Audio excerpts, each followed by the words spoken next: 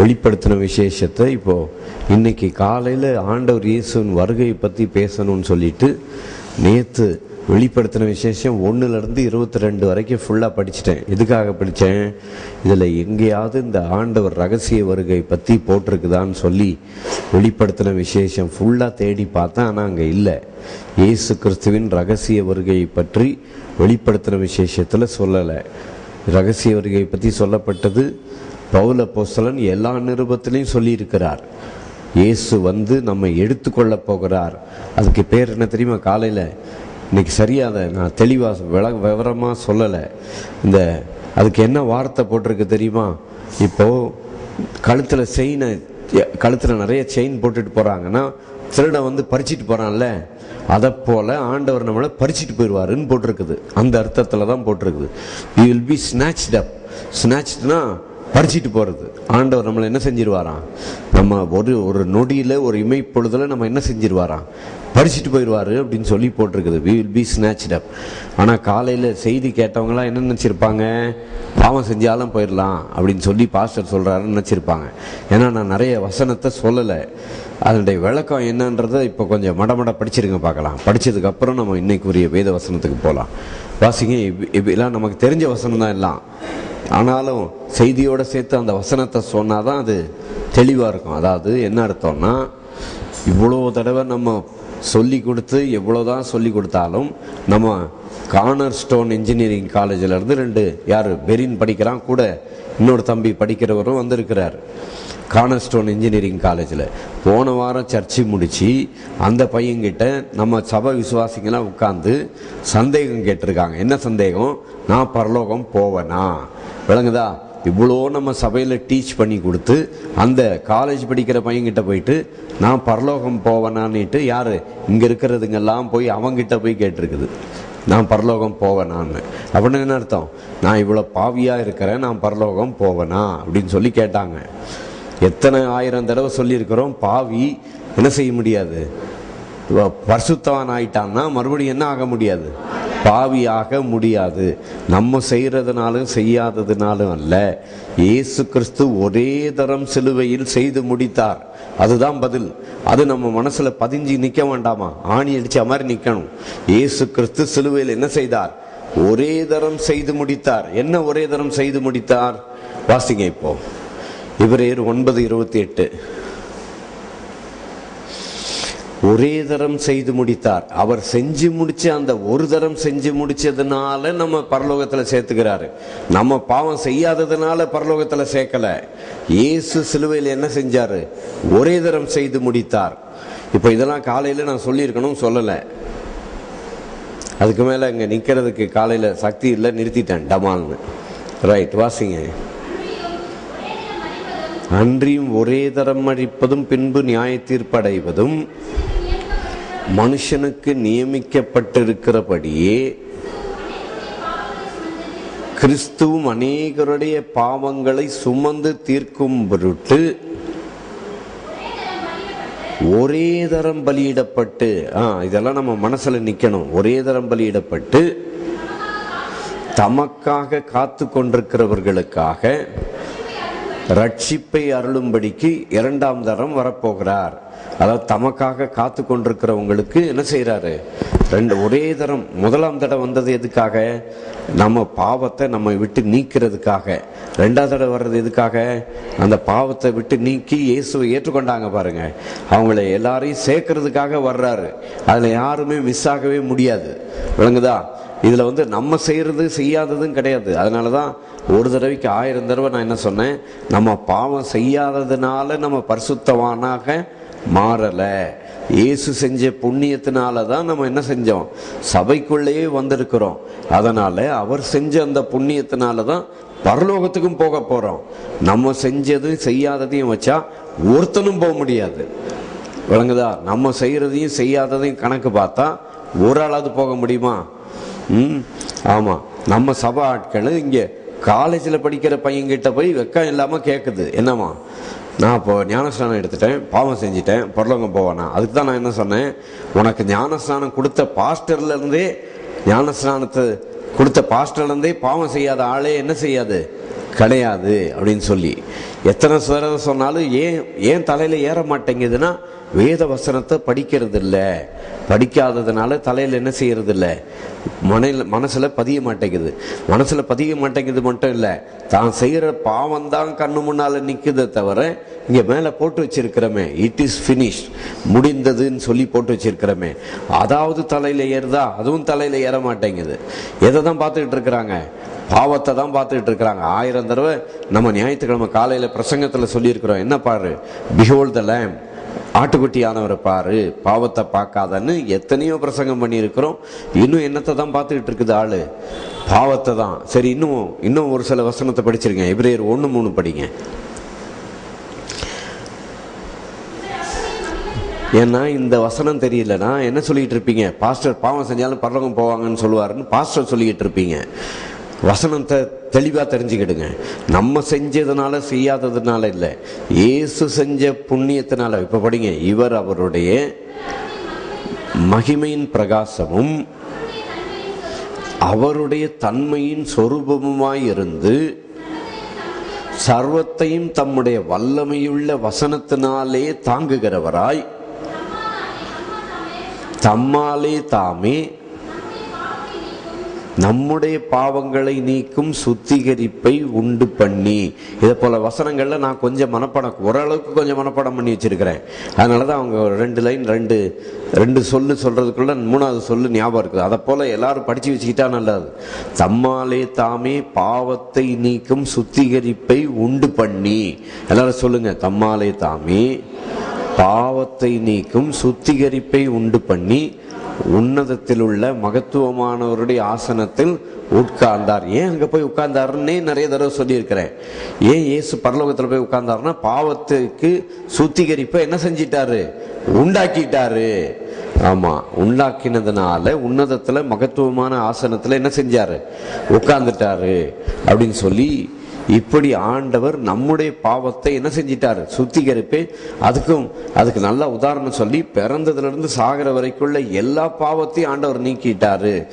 எந்த ஒரு பாவத்தை காமிச்சியும் ஆண்டவர் உங்களை கீழே விட்டுட்டு போக முடியாது. ஏன் போக முடியாது, எல்லா பாவத்துக்குரிய கரையத்தை இயேசு என்ன செஞ்சிட்டாரு, சிலுவையில செலுத்திட்டாரு. அதனால இயேசு கிறிஸ்து முதலாம் வருகை இந்த உலகத்துல வந்தது உலக ரட்சகர். இதோ எல்லா ஜனத்துக்கும் மிகுந்த சந்தோஷம் உண்டாக்கும் நற்செய்தி உங்களுக்கு அறிவிக்கிறேன். இன்று கர்த்தராகிய கிறிஸ்து என்னும் ரட்சகர். முதலாம் வருகையில ஆண்டவர் இயேசு எப்படியே வந்தார், ரட்சகராக வந்தார். 2ஆம் வருகையில ஆண்டவர் இயேசு கிறிஸ்து எப்படியாக வருகிறார், நியாயாதிபதியாக வருகிறார் 2ஆம் வருகையில. ஆனா அது 2ஆம் வருகையில, அது என்னன்னு சொல்லலாம், 3வது வருகைன்னு கூட சொல்லலாம். ஏன்னா 2ஆம் வருகைன்னா சபைக்கு, அவர் சபையின் ஜனங்களை எடுத்துக்கொள்ளப்பட்ட வர்றத எந்த ஒருத்தரும் சொல்றதில்லை, ஒரு பாஸ்டரும் அதை பத்தி என்ன செய்யறது இல்லை, சொல்றது கிடையாது. ஏன்னா அதை பத்தி யாருக்குமே என்ன இல்லை, வசனத்தை பத்திய தெளிவான அறிவு இல்லை. எல்லாம் இதை பத்தி எல்லாமே எங்க போட்டிருக்குது, எல்லாமே நிருபத்துல தான் போட்டிருக்குது. அதனால அதை பத்தி யாருமே என்ன செய்யறது இல்லை, சொல்றது இல்லை. இயேசு வர்றாருன்னு பயங்காட்டுறாங்க. ஆனால் தெசலோனிக்கேயர்ல பவுல் தெளிவா எழுதி கொடுத்திருக்கிறார். என்ன எழுதி கொடுத்திருக்கிறாரு, யாராவது ஒருத்தர் வந்து இயேசு வர்றாருன்னு சொன்னால் நீங்கள் கலங்காமலும் சஞ்சலப்படாமலும் இருங்கள். 2 தெசலோனிக்கேயர் 2ஆம் அதிகாரம் 2ஆம் வசனம். கலங்காமலும் என்ன செய்யாதிருங்கள், சஞ்சலப்படாமலும் இருங்கள். ஏன்னா ஏன் கலங்காதன்னு சொல்றாரு, அந்த அந்தி கிறிஸ்து வர்ற வரைக்கும் இயேசு என்ன செய்ய மாட்டாரு, வரமாட்டாரு. அந்தி கிறிஸ்து வந்திருக்கானா, இன்னும் என்ன செய்யல, வரல. அந்தி கிறிஸ்து எப்போ வருவான்னு இயேசுவே சொன்னார். எப்போ, எருசலேம் தேவாலயத்துல அந்த பாழாக்கும் அருவருப்பு வந்து உட்காருவான். அதுக்கப்புறம் தான் இயேசு என்ன செய்ய போறாரு, வரப்போறாரு. எதுக்கு வர்றாரு, இப்போ பாத்தீங்கன்னா யாரு பக்கத்துல இருக்கிற அமாசுங்கிறான், அப்புறம் ஐசிஸ்ங்கிறான், என்னெல்லாமோ சொல்லி முன்னாலே இஸ்ரேல் நாட்டு மேல 50 குண்டு 100 குண்டு போடுவான். இப்பெல்லாம் எத்தனை குண்டு போடுறான், 3000 குண்டு 4000 குண்டு போடுறான். 3000 குண்டு 4000 குண்டு போட்டா இஸ்ரேல் நாடே காணாம போயிருக்கணும். ஆனா அப்படி இருக்கப்படுற சூழ்நிலையில இன்றைக்கும் இஸ்ரவேலை காக்கிறவர் என்ன செய்வதில்லை, உறங்குவதும் இல்லை, தூங்குவதும் இல்லை. அன்றைக்கு யோசுவா மோசே எல்லாம் ஒவ்வொரு தேசமா அழிச்சு வரும்போது ஆண்டவர் என்ன சொன்னார் தெரியுமா, உங்களுக்கு முன்னே நான் குளவிகளை அனுப்புவேன்னு சொன்னார். அடுத்தது கிதியோன் கிட்ட வந்து மீதியானியர்கள் சண்டை போட வந்தாங்க. மீதியானியர்கள் கிதியோன் கிட்ட சண்டை போட வந்த பொழுது, அப்போ கிதியோன் என்ன பண்ணான், அவங்களுடைய எல்லா பாகால் தெய்வத்தை எல்லாத்தையும் மொத்தமா வெட்டி கீழே போட்டுட்டு அவன் கிதியோன் ஒரே ராத்திரியில எல்லாத்தையும் க்ளோஸ் பண்ணிட்டான். உடனே எல்லாரும் வந்தாங்க, இந்த கிதியோனை என்ன பண்ணலாம் அப்படின்னுட்டு. உடனே கிதியோன் தைரியமா போய் நின்னான். தைரியமா போய் நிக்கிறதுக்கு கிதியோனுக்கு பயமா இருந்துச்சு. அப்ப ஆண்டவர் என்ன சொன்னார் தெரியுமா, உனக்கு பயமா இருந்ததுன்னா உன்னை பத்தி மீதியானியர்கள் என்ன பேசுறாங்கன்னு சொல்லிட்டு போய் கேளுன்னு சொல்லி ஆண்டவர் சிம்சோனை அனுப்புனார். ஆண்டவர் கிதியோன் அனுப்புனார். கிதியோன் அந்த மீதியானியர்கள் பேசுறத போய் கேட்கறதுக்கு போனான். அப்போ அங்க போனா அங்க 2 பேர் பேசிக்கிடுறானுங்க. டேய், நான் இப்படி கனவு கண்டேன்டா. என்ன கனவு கண்டேன், ஒரு பெரிய வார்கோதுமை அப்பம் மீதியானியர்களுடைய சேனைகள் எல்லாம் கவிழ்த்து போட்டுச்சு அப்படின்ன உடனே கிதியோன் அங்க போய் நிற்கும் போது ஆண்டவர் அந்த மீதியானியர்கள் 2 பேரும் அப்படி பேச வச்சாரு. பேசுனதை கிதியோன் கேட்டான். கிதியோன் கேட்ட உடனே தைரியம் வந்துருச்சு. என்ன தைரியம் வந்தது, ஒரு வார்கோதுமை அப்பம் மீதியானியர்கள் எல்லாரும் என்ன செஞ்சிச்சு, காலி பண்ணிடுச்சு. வார்கோதுமை அப்பம் யாருங்க, ஜீவ அப்பம் யாரு, இயேசு தானே. இன்னும் உங்களுக்கு புரியலன்னா, வார்கோதுமை அப்பம்ன்றது அந்த சிறுவன் 5 அப்பம் 2 மீன் கொண்டு வந்தான்றது தான் உங்களுக்கு தெரியும். அந்த சிறுவன் கொண்டு வந்தது வார்கோதுமை அப்பம் அப்படின்னு போட்டிருக்கு. அந்த இடத்துல சிறுவன் கொண்டு வந்து என்னது, வார்கோதுமை அப்பத்தை தான் கொண்டு வந்து கொடுத்தான். அதனால ஒரு வார்கோதுமை அப்பம் போதும் கடற்கரை மணலத்தனையாய் இருக்கிற மீதியானியருடைய ஜனங்களை அழிப்பதற்கு. இப்படி ஜனங்களை அழித்து, இதை இப்ப எதுக்காக சொன்னேன்னா, 4000 குண்டு போட்டாலும் சரி, கடற்கரை மணலத்தனையான மீதியானியர்கள் வந்தாலும் சரி, இஸ்ரவேலை காக்கிற தேவன் என்ன செய்வதில்லை, உறங்குவதும் இல்லை, என்ன செய்வதில்லை, தூங்குவதும் இல்லை. சரி, இதெல்லாம் நான் மடமடா உங்களுக்கு சொல்லிட்டேன். இதை இப்ப நேத்து வெளிப்படுத்தின விசேஷம் 1-22 படிச்சேன். அதுல இடையில ஒரு அதிகாரத்துல என்ன போட்டிருக்குது, பரலோகத்துல அவங்க என்ன பண்ணாங்களாம், மோசேயின் பாட்டை பாடினார்கள் அப்படின்னு சொல்லி போட்டிருக்குது. அதனால மோசேயின் பாட்டை பரலோகத்திலே பாடினாங்கன்னு சொல்றாங்க. நீங்க என்ன பாஸ்டர், இங்க மோசையை பத்தி மோசை இல்லை இயேசுதான் சொல்றீங்க அப்படின்னு சொல்லி நீங்க கேள்வி கேட்டீங்கன்னா, மோசையின் பாட்டு என்னதுங்க? ஹலோ, மோசையின் பாட்டு என்னது? இன்னைக்கு காலையில மனப்பாடமா சொன்னீங்களே, அதுதான் மோசையின் பாட்டு. சங்கீதம் 90, 91 அது 2 தான் மோசையின் பாட்டு. அதை விட்டுட்டு வேற மோசை பாட்டு கிடையாது. விளங்குதா? மோசையின் பாட்டு எது? அவர் செட்டையின் கீழ் அடைக்கலம் புகவே தம் சிறகுகளால் மூடுவார். அவர் செட்டையின் கீழ் அடைக்கலம் புகவே தம் சிறகுகளால் மூடுவார். உன்னதமானவரின் உயர் மறைவில் இருக்கிறவன், சர்வ வல்லவரின் நிழலில் தங்குவான். இது பரமசிலாக்கியமே. சர்வ வல்லவரின் நிழலில் தங்குவான். இது பரமசிலாக்கியமே. அவர் செட்டையின் கீழ் அடைக்கலம் புகவே தம் சிறகுகளால் மூடுவார். அவர் செட்டையின் கீழ் அடைக்கலம் புகவே தம் சிறகுகளால் மூடுவார். உன்னதமானவரின் உயர் மறைவில் இருக்கிறவன், சர்வ வல்லவரின் நிழலில் தங்குவான். இது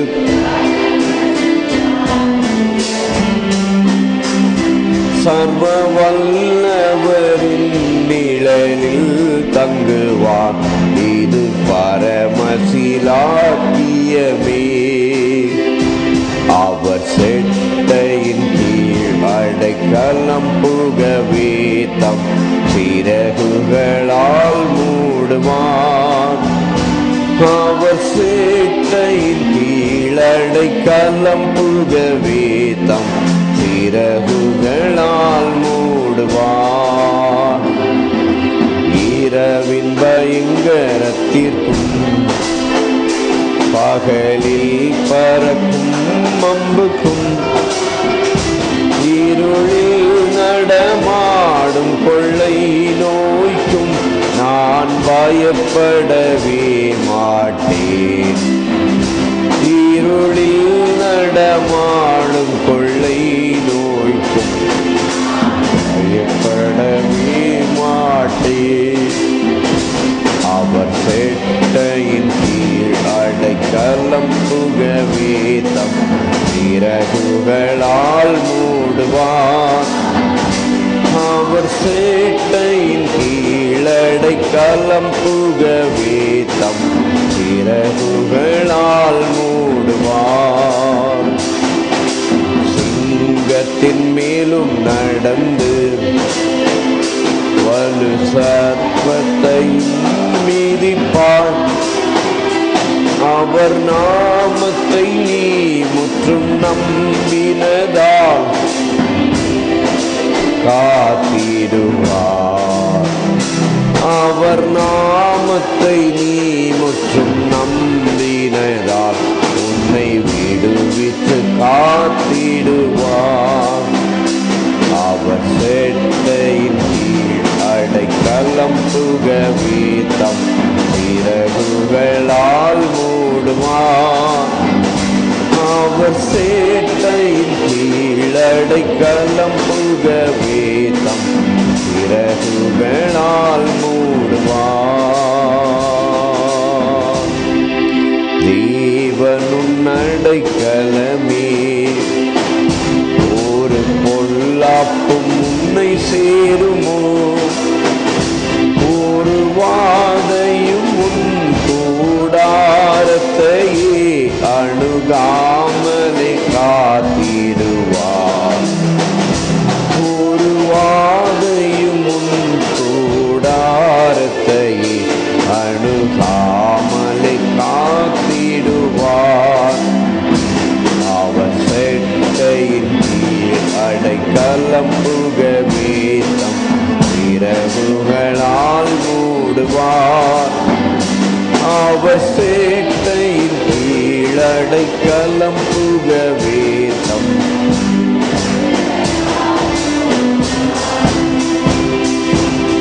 ஆபத்திலும் அவரை நான் நோக்கி கூப்பிடும் வேளையிலும் என்னை தப்புவித்தே முற்றும் ரட்சிப்பாரே என் ஆத்துமநேசரவர்.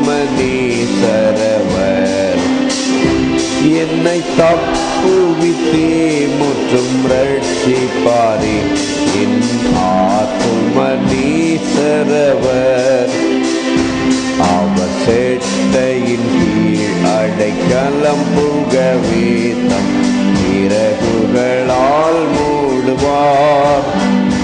அவர் சேட்டையின் கீழ் அடைக்கலம் புகவே தம் சிறகுகளால் மூடுவார். ஆக இன்னைக்கு காலையில் என்ன பார்த்தோம்? ஆண்டவர் உங்களை நீ பரிசுத்தமாக்குனது நம்ம செய்யறதுனாலையும் செய்யாததுனாலையும் அல்ல. அவரே நம்மை பரிசுத்தமானாக்கி, அவரே நம்மை நீதிமானாக்கி, அவரே நம்மை குற்றமற்றவர்களாக காண்கிறபடியால் அவர் தம்முடைய இரத்தத்தினால் செய்த கிரயத்தின் புண்ணியத்தின் நிமித்தமாக நம்மை ஸ்நாச் பண்ண வருகிறார். நம்மை பறிச்சுட்டு போறதுக்காக அவர் வருகிறார். ஆமேன். எத்தனை பேருக்கு சந்தோஷம்? நம்ம பறிச்சுட்டு போறார் ஆண்டவர். ஆமேன். நம்மை ஆண்டவர் பறிச்சுட்டு போக வர்றார். அது திடீர்னு ஒரு நாள் நடக்கும். எப்படி? அதுவும் ஒரு நொடியில, ஒரு இமைப்பொழுதுல, எல்லாம் ஒரே செகண்ட்ல உலகம் ஃபுல்லா இருக்கிற எல்லா கல்லறையும் திறந்து காலியாகி டமார்னு எல்லாரையும் ஆண்டவர் பறிச்சுட்டு போறாருன்னா அது ஒரு பெரிய ஒரு அற்புதம். கடைசியா நடக்கிற ஒரு அற்புதம். அது என்னன்னா, பரிகரிக்கப்படும் கடைசி சத்துரு மரணம். அந்த மரணத்தை இயேசு ஜெயிச்சு உயிர்த்தெழுந்தது போல நம்ம எல்லாரையும் அவர் ஜெயிச்சு என்ன செய்ய வைக்கிறாரு? உயிர்த்தெழ வைக்கிறார். ஏன் உயிர்த்தெழ வைக்கிறாரு? அந்த ஆண்டவருக்கு பிடிக்காத அந்த மரணத்தை உண்டாக்குனது யாரு? சாத்தான் ஆதாம் வழியா உண்டாக்கிட்டான். அதை கடைசியா சாத்தானை ஜெயிச்சு நம்ம என்ன செய்யறார்? ஏற்கனவே சிலுவையில் ஆண்டவர் சாத்தானை ஜெயிச்சு உயிர்த்தெழுந்ததுனால அவரோடு கூட ஏற்கனவே நம்மை உயிர்ப்பித்து விட்டார். ஏற்கனவே அவர் நம்மை உயிர்ப்பித்து விட்டதினாலே இன்னும் நமக்கு கடைசியா நம்ம ஒரே ஒரு காரியத்துக்கு தான் நம்ம காத்துக்கிட்டு இருக்கிறோம். எதுக்காக? அந்தி கிறிஸ்து எப்போ வருவான்னு பார்க்கறதுக்கு நம்ம காத்துக்கிட்டு இருக்கல. இயேசு எப்போ வர்றாருன்னு நம்ம என்ன செய்யறோம்? அவர் வர நம்ம எதிர்பார்த்து கொண்டிருக்கிறோம். எப்படி? நம்முடைய ரட்சகர் வர அங்கே இருந்து நாம் என்ன செய்கிறோம்? எதிர்பார்த்து கொண்டிருக்கிறோம் அப்படின்னு சொல்லி இருக்குது. ஆகவே நம்முடைய எதிர்பார்ப்பு என்னது? அந்தி கிறிஸ்து எப்போ வருவாங்கிறது இல்லை. நம்முடைய எதிர்பார்ப்பு இயேசு கிறிஸ்து எப்போ நம்மளை என்ன செய்ய போறாரு? எந்த நேரத்திலையும் பறிச்சிட்டு போறதுக்காக வருவார். அதனால நம்ம என்ன தெளிவாக தெரிஞ்சுக்கணும், நம்ம இந்த உலகத்துல ஆதாமுக்குள்ள சாத்தானுக்குள்ள பிறந்தோம். ஆனா ஆண்டவர் நம்ம மேல இறக்கப்பட்டு பிரியப்பட்டு கிருபை வச்சு அவராக நம்மை தெரிந்து கொண்டு நம்மை அவருடைய பிள்ளையாக மாற்றி அவரை நாம் ஏற்றுக்கொள்ளவும் அவருடைய மரணத்தின் சாயலில் இணைக்கப்பட்டு அவருடைய உயிர்த்தெழுதலின் சாயலில் இணைக்கப்பட்டு நாம் என்ன செஞ்சிருக்கிறோம்? நாம் அவருடைய அந்த அடையாளங்களை எல்லாம் நாம் ஞானஸ்நானத்தின் வழியாய் நிறைவேற்றி எதுக்காக காத்துட்டு இருக்கிறோம்? அங்கே இருந்து நம்முடைய இரட்சகர் வர நாம் எதிர்பார்த்து கொண்டிருக்கிறோம். அந்த பாக்கியமான செய்கையை கர்த்தர் இயேசு அவரை ஏற்றுக்கொண்ட எல்லாருக்கும் கர்த்தர் கொடுக்கிறார். அதனால நிறைய பலவிதமான அற்புதங்கள்லாம் நடக்கும். நிறைய சினிமா படம்லாம் இங்கிலீஷ்ல எடுத்து வச்சிருக்கிறாங்க தெரியுமா? லெஃப்ட் பிஹைண்ட் அப்படின்னு போட்டு எடுத்து வச்சிருக்கிறாங்க. அந்த சினிமா படத்துல என்ன போட்டு வச்சிருக்கிறாங்க தெரியுமா? அந்த ஒரு சில இங்கிலீஷ் சினிமா படத்தெல்லாம் எடுத்து வச்சிருக்கிறான். திடீர்னு நம்ம எல்லாம் காணா போனதுக்கு அப்புறம் இங்க பேப்பர்ல போடுவாங்களாம். என்ன போடுவாங்களாம்? யாரோ எல்லாரையும் மொத்தமா கூட்டிட்டு போயிட்டாங்க. ஒரு மாசத்துக்கு அப்புறம் இவங்க எல்லாம் வருவாங்க. மொத்தமா ஒரு வருஷத்துக்கு அப்புறம் திரும்பி வருவாங்க. திரும்பி நிறைய கதைலாம் நமக்கு சொல்லுவாங்க அப்படின்னு சொல்லி இங்க பேப்பர்ல போடுவானுங்களாம். என்னெல்லாமோ போடுவாங்களா. இங்க நம்ம போனதுக்கு அப்புறம் இங்க நரகம் தான் இருக்கும். ஏன்னா நமக்காக தான் இந்த சென்னை பட்டணமே பாதுகாக்கப்பட்டிருக்கிறது. அது தெரியுமா? காஷ்மீர்ல நடக்கிறது எல்லாருக்கும் தெரியுமா தெரியாதா? நிக்க கூட முடியாதுங்க. அவ்வளோ தண்ணி, எங்க வெள்ளமும் தண்ணியும் அடிச்சுட்டு பத்திக்கிட்டு போகுது. அவ்வளோ வெள்ளமும் தண்ணியும் பத்திக்கிட்டு போற அந்த நேரத்துல அப்படிப்பட்ட அழிவு வர்ற நேரத்துல கர்த்தர் உங்க மேல என் மேல கிருபையா இறக்கம் வச்சு இந்த சென்னை பட்டணத்துல நோவாவின் பேழையில எப்படி ஜனங்கள் பாதுகாக்கப்பட்டார்களோ அதே போல ஆண்டவர் உங்களையும் என்னையும் அவருடைய கிருபையினால் நம்மை பாதுகாத்து கொண்டிருக்கிறார். தெரியுமா? ஒரு 10 நாளைக்கு முன்னால நம்ம ஹிந்து நியூஸ் பேப்பர்ல வந்தது. நம்ம கடல்ல 10 ரிக்டருக்கு மேல ஒரு பூமி அதிர்ச்சி வந்துதான். நம்ம கடல்ல தான். இங்க இந்தோனேஷியா சென்னை பட்டணம் இதெல்லாம் சுத்தி சுனாமி வார்னிங் எல்லாம் போட்டாங்கன்னு ஹிந்து பேப்பர்ல வந்தது. இதெல்லாம் நடந்ததுலாம் உங்களுக்கு தெரியுமா? நிறைய பேருக்கு தெரியாது. என்னெல்லாம் இருந்தாலும் அதுக்கு தான் நம்ம என்ன பண்ணணும்? அவர் சட்டையின் கீழ் என்ன செய்கிறோம்? நாம் அடைக்கலமாக கர்த்தர் நம்ம என்ன செய்திருக்கிறார்? தெரிந்து கொள்ளப்பட்ட ஒரு கூட்ட ஜனத்தை கர்த்தர் வைத்திருக்கிறார். ஆனா வட இந்தியாவில் பார்த்தீங்கன்னா இயேசுவை ஏற்றுக்கிட்ட ஆள் அவ்வளோ பேர் இல்லை. ஆனா இங்க தமிழ்நாடு ஃபுல்லா இயேசுவை ஏற்றுக்கொண்ட ஆட்கள் நாம் நிறைய பேர் இருக்கிறதுனால கர்த்தர் நம்மேலே பெரியும் கொண்டு ஆண்டவர் சொன்னார், நீங்கள் பூமிக்கு உப்பாயிருக்கிறீர், நீங்கள் உலகத்துக்கு வெளிச்சமாயிருக்கிறீர்கள். உங்களை என்னையும் வச்சு நமக்கு வர்ற பாதுகாப்பின் நிமித்தமாக தான் மற்றவங்களுக்கு பாதுகாப்பு. விளங்குதா? அதனால கர்த்தர் நம்ம என்ன செய்கிறார்? பாதுகாக்கிறார். பாதுகாக்கிறதுனால மற்றவங்களுக்கு என்ன கிடைக்குது? பாதுகாப்பு கிடைக்கிறது. அதனால நம்மளை என்ன செய்ய போறார்? Is going to come and snatch us out. he will snatch us அப்படின்னு போட்டிருக்கு. will be caught up. அப்படி அந்த நகையை பறிச்சிட்டு போறான்ல, அந்த வார்த்தை தான் போட்டிருக்குது. இந்த திருடன் பறிச்சிட்டு போறான்ல, தெருவில் நகையை பறிச்சிட்டு போயிட்டான் அப்படின்னு, அதே வார்த்தை தான் போட்டிருக்குது. இயேசு கிறிஸ்து நம்ம எல்லாரும் என்ன செய்ய போறாராம்? பறிச்சிட்டு போறாராம். எத்தனை பேர் அவர் பறிச்சிட்டு போறதுக்கு எதிர்பார்த்துக்கிட்டு இருக்கிறீங்க? விளங்குதா? ஒரே நொடியில உங்க இந்த சரீரம் எப்படி மாறிடும்? மகிமையான சரீரமா மாறிடும். அந்த சரீரத்துல என்ன கிடையாது? தலைவலி கிடையாது, நெஞ்சு வலி கிடையாது. அந்த சரீரத்துல என்ன உண்டு? இயேசு கிறிஸ்துவின் உயிர்த்தெழுதலின் சரீரம். அந்த இயேசு கிறிஸ்து ஒரே பலி செலுத்தினதுனால என்றென்றைக்கும் பூரணப்படுத்திட்டார். அப்படின்னா என்ன அர்த்தம்னா, இனி இன்னொரு பலியோ பாவத்துக்குன்னு இன்னொரு கரையமோ நம்ம செலுத்தவோ நம்மளால நம்முடைய பாவத்துக்கு பேமெண்ட் பண்ண முடியாது. இயேசு சிலுவையிலே அவர் கிரயத்தை செலுத்தி முடித்தினதுனால ஒரே நொடியில ஒரு இமைப்பொழுதுல நம்ம எல்லாரையும் கர்த்தர் என்ன ஆக்க போறார்? மறுரூபமாக்குகிறார். நம்ம செஞ்சதுனாலே செய்யாததுனாலே அல்ல, ஒரே நொடியில அவர் செஞ்ச புண்ணியத்தினால. அதனால பாஸ்டர் சொல்றாரு பாவம் செஞ்சாலும் போயிடலாம் அப்படின்னு சொல்லி பாஸ்டர் என்ன சொல்றாருன்றது இயேசு செஞ்சதையும் சேர்த்து பாருங்க. இயேசு என்ன செஞ்சாரு? இன்னும் பாவத்தை கணக்கு வச்சிருக்கிறாரா? பாவத்தை கணக்கு வச்சுருக்கிறாரா? பாவத்தை கணக்கு வச்சாருன்னா ஒருத்தர் கூட என்ன செய்ய முடியாது, பரலோகம் போய் சேரவே முடியாது. ஒரே தரம் செய்து முடித்தார். அதுதான் நம்ம படித்தோம். எபிரேயர் 10:13, எபிரேயர் 1:3 பார்த்தோம். எல்லாத்துக்கும் மேல எபிரேயர் 9:28 ரொம்ப தெளிவா இருக்குது. எபிரேயர் 9:28 மறுபடி படிங்க. கிறிஸ்துவும் அநேகருடைய பாவங்களை சுமந்து தீர்க்கும் பொருட்டு ஒரே தரம் பலியிடப்பட்டு தமக்காக காத்து கொண்டிருக்கிறவர்களுக்காக ரட்சிப்பை அருளும்படிக்கு இரண்டாம் தரம் பாவம் இல்லாமல் தரிசனமாவார். நம்முடைய தமிழ் பைபிளில் டிரான்ஸ்லேஷன் ஒரு தப்பு இருக்குது. அதுக்கு தான் நம்ம அந்த வசனத்தை படிக்கும் போதெல்லாம் எபிரேயர் 9:28 விவிலியத்தை வச்சு நான் படிப்பேன். என்னன்னா, ஒரு தடவை இயேசு வந்தார். எதுக்காக வந்தார்? பாவத்தை நீக்கிறதுக்காக வந்தார். ரெண்டாவது தடவை யாரெல்லாம் அவரை ஏற்றுக்கொண்டார்களோ அத்தனை பேரையும் அவர் என்ன செய்ய போறாரு? கூட்டிட்டு போறதுக்காக வர்றாரு. ஆமேன். இதுல ஏதாவது சந்தேகம் இருக்குதா? இப்ப நான் இவ்வளவு பாவம் செஞ்சுட்டேன், போவனா போக மாட்டேனா, அப்படி ஏதாவது சந்தேகம் இருக்குதா யாருக்காவது? உங்களுக்கு யாருக்காவது எந்த சந்தேகம் இருந்ததுன்னா யார்கிட்ட தைரியமா என்கிட்ட வந்து இந்த வசனம் இப்படி சொல்லுத பாஸ்டர், நீங்க எப்படி சொல்றீங்கன்னு என்கிட்ட கேளுங்க தைரியமா. விளங்குதா? அதை விட்டுட்டு கார்னர்ஸ்டோன்ல படிக்கிற பையன்கிட்ட போய் கேட்காதீங்க. அந்த தம்பி இப்பதான் வந்து உட்கார்ந்து இருக்கிறார். கார்னர்ஸ்டோன்ல படிக்கிற பசங்க கிட்ட போய் நான் பரலோகம் போவேனா போக மாட்டேனா, இயேசு என்னை எடுத்துக்குவாரா பரலோகத்துக்கு, என்னை சேர்ப்பாரா சேர்க்க மாட்டாரா, வாரம் வாரம் இவ்வளோ சொல்லி கொடுத்த பிறகும் உங்களுக்கு தலையில ஏறலைன்னா எப்படி? விளங்குதா? நீங்க செய்யறதுனாலே செய்யாததுனாலையும் இல்லை, இயேசு சிலுவையில செஞ்ச புண்ணியத்தினால என்ன செய்ய போறாரு? we are going to be caught up and we are going to be snatched through the blood of Jesus. இயேசு செஞ்ச புண்ணியத்தினால அவர் நம்ம என்ன செய்றார்? எடுத்துக்கொள்ள போறார். அதனால 4 சுவிசேஷத்திலையும் ஆண்டவர் இயேசு நம்ம எடுத்துக்கொள்ளப்படுறத பத்தி ஆண்டவர் சொல்லல. ஒரே ஒரு வசனம் ஆண்டவர் எடுத்துக்கொள்ளப்படுறத பத்தி சொன்னார். அதை மட்டும் பார்த்துடலாமா? புதிய ஏற்பாடுல இருக்குது. நான் அதை தேடி கண்டுபிடிச்சு வச்சிருக்கிறேன். உங்க எல்லாருக்கும் தெரியும். அதை வந்து சாவு வசனமா மாத்திட்டாங்க. யோவான் 14:2, என் பிதாவின் வீட்டில் அநேக வாசஸ்தலங்கள் உண்டு, அப்படி இல்லாதிருந்தால் நான் உங்களுக்கு சொல்லியிருப்பேன், ஒரு ஸ்தலத்தை உங்களுக்காக ஆயத்தம் பண்ண போகிறேன். நான் போய் உங்களுக்காக ஸ்தலத்தை ஆயத்தம் பண்ணின பின்பு நான் இருக்கிற இடத்திலே நீங்களும் இருக்கும்படி நான் மறுபடியும் வந்து, இது வந்து 2ஆம் வருகை கிடையாது. நான் மறுபடியும் வந்துன்னு சொல்றது இது ரகசிய வருகை. நான் மறுபடியும் வந்து உங்களை என்னிடத்தில் என்ன செய்வேன்?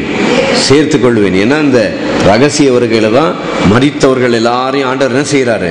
ஒரு நொடியில ஒரு இமைப்பொழுதுல நம்மளை, அது பெரிய ஒரு அற்புதம். ஏன் அந்த பெரிய அற்புதம் நடக்குதுன்னா, சாத்தான் ஆதாம் வழியாக சாவை உண்டாக்கிட்டான். ஆண்டவர் இயேசுக்கு அந்த சாவு என்ன செய்யாது? பிடிக்காது. ஆண்டவர் சொன்னார், சாகிறவனுடைய சாவை நான் விரும்புகிறதில்லை அப்படின்னு சொல்லி ஆண்டவர் எசேக்கியேல் புத்தகத்துல சொன்னார். அதனால அந்த சாவை ஜெயித்து இயேசு உயிர்த்தெழுந்து கிறிஸ்து மரித்தோரில் இருந்து எழுந்து முதற் பலனானார். அதை பத்தி 1 கொரிந்தியர் 15 போட்டிருக்குது. அந்த முதற் பலனான அந்த வரிசையிலே நாம் எல்லாரும் என்ன செய்யப்படுவோம்? உயிர்ப்பிக்கப்படுவோம். 1 கொரிந்தியர் 15 போட்டிருக்குது. இப்படியாக ஆண்டவர் நம்மை பரலோகத்துல சேர்த்துக்கொள்ள போகிறார். எப்படி சேர்த்துக்கொள்ள போறாரு? ஆண்டவர் இயேசு வர்றாருன்னு பயங்காமிச்சின்னு இருக்கிறாங்க. இந்த பயத்தோட இருக்கிற கேஸ் எல்லாம் இன்னும் பாவத்தை தான் பார்த்துக்கிட்டு இருக்குதே தவிர இன்னும் என்ன செய்யல? இயேசு சிலுவையில என்ன செஞ்சாருன்றதை என்ன செய்யல? பார்க்கல. இயேசு சிலுவையில என்ன செஞ்சாருன்றதை பார்க்கணுங்கிறதுக்காக தான் இங்க மேல போட்டு வச்சிருக்கிறோம். It is finished. எல்லாம் என்ன செய்தார்? செய்து முடித்தார். இயேசு சிலுவையில என்ன செஞ்சாரு? எல்லாத்தையும் செஞ்சு முடிச்சிட்டார். உங்க பாவத்துல ஏதாவது ஒன்ன விட்டு வச்சிருக்கிறாரா? ஏதாவது ஒரு பாவத்தை அவர் சுமந்து தீர்க்காமல் விட்டு வச்சிருந்தாருன்னா அந்த பாவத்தை நிமித்தம் நீங்க என்ன செய்ய முடியாது? போக முடியாது. அதனாலதான் நான் என்ன சொல்றேன், இயேசு பரிபூர்ணமான கிரியை செஞ்சு முடிக்கலன்னா நீங்க எல்லாம் போக முடியாது. நம்ம எல்லாரும் என்ன செய்ய முடியாது? போக முடியாது. நம்ம பரலோகத்துக்கு போய் சேரலன்னா ஆண்டவர் இயேசு என்ன செய்யல? He did not do a complete perfect work. விளங்குதா? நாம பரலோகத்துல ஆண்டவர் நம்மளை சேர்க்கலன்னா அவர் பரிபூரணமான கிரியை செய்யலைன்னு அர்த்தம். வானத்தையும் பூமியும் உண்டாக்கின கர்த்தர் இந்த உலகத்துல வந்து அவர் தமக்கு சொந்தமானதிலே வந்தார். அந்த ஜனங்க என்ன செஞ்சிட்டாங்க?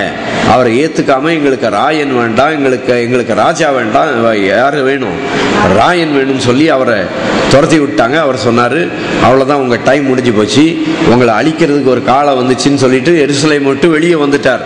அதுதான் பார்த்தோம் காலையில மத்தேயு 23 பார்த்துட்டு 24ஆம் அதிகாரத்துல வந்து பார்த்தோம். இது எருசலேம் தேவாலயம் இடிக்கப்படும் போது ஆண்டவர் இயேசு அதை பார்த்தாரு. எதை பார்த்தாரு? இந்த ஜனங்க எல்லாரும் சிதறடிக்கப்படுறத ஆண்டவர் இயேசு பார்த்தாரு. பார்த்துட்டு தான் சொன்னாரு, எருசலேமை பார்த்து கண்ணீர் விட்டு சொல்றார், நான் எத்தனை தரம் கோழி குஞ்சுகளை சேர்க்கறது போல நிறைய தரம் உங்களை சேர்த்து கூப்பிட்டு பார்த்தேன், நீ உங்களுக்கும் மனதில்லாமல் போயிட்டுது அப்படின்னு சொல்லிட்டு, இனி அங்க ஒரு வார்த்தை போட்டிருக்கு 23 கடைசியில. இல்ல அது இல்ல, அதுக்கு அடுத்தது என்ன தெரியுமா?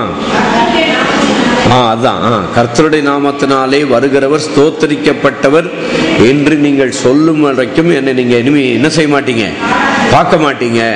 இப்போ முதல் தடவை இயேசு வந்தப்போ யோவான் ஸ்நானகன் சொன்னான், மனம் திரும்புகள், பரலோக ராஜ்யம் சமீபித்திருக்கிறது, ராஜா வர்றாரு அப்படின்னு சொன்னா அவங்க என்ன செய்யல, ஏத்துக்கல, சேர்த்துக்கல. இப்ப ரெண்டாவது தடவை வரும்போது ராஜாவை ஏத்துக்குவாங்களா, ஏத்துக்க மாட்டாங்களா?